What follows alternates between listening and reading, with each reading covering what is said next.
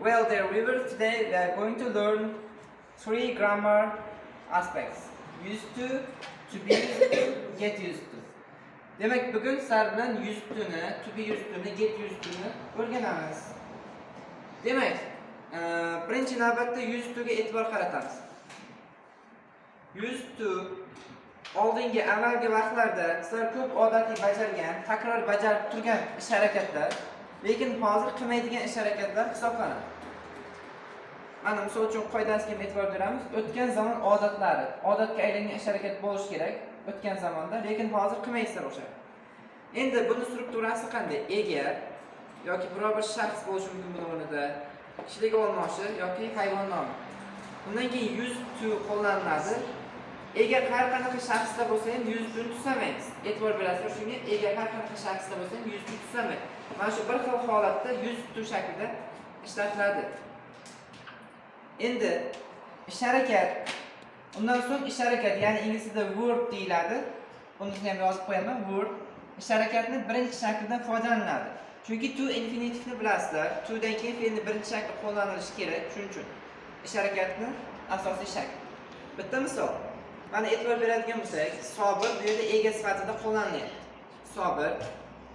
Used to shunchaki o'zgarishsiz holatda qo'llanilyapti. Sobir used to.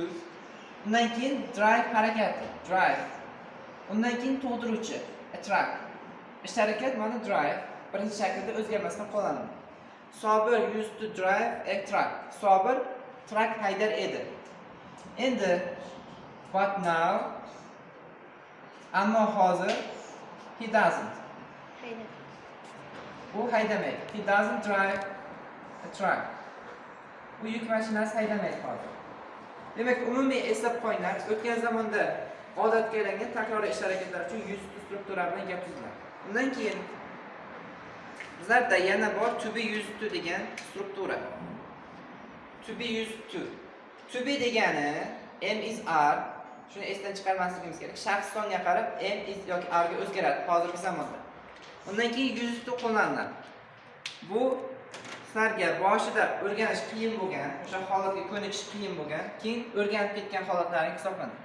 Misol uchun, shoxilni holatda dars qilish boshida qiyin bo'lgan bo'lishi mumkin, lekin hozir sizlarga oddiy holatga aylanib qolgan.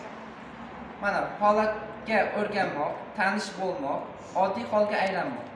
Bu o'rganganman yoki shunga ko'nikkanman holatda tarjima qilsak bo'ladi. Endi mana e'tibor beramiz. I uchun biz am ishlatar edik. Am to be fe'li I am bilan boshlanyapti. I am used to o'zgarishsiz holatda I am used to. Fe'lni birinchi shakli verb 1, chunki to dan keyin fe'lni birinchi shaklini ishlatamiz. I am used to live in a crowded area.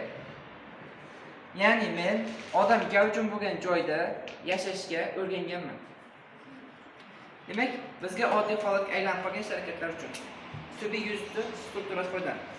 Get used to qachon ishlatamiz degan savol bo'lsa, get used to biror bir holatga ko'nikkan bo'lsalaring, o'sha holatda ishlatamiz. Bu ko'nikkanman deb tarjima qilinadi. Misol uchun, Jack got used to.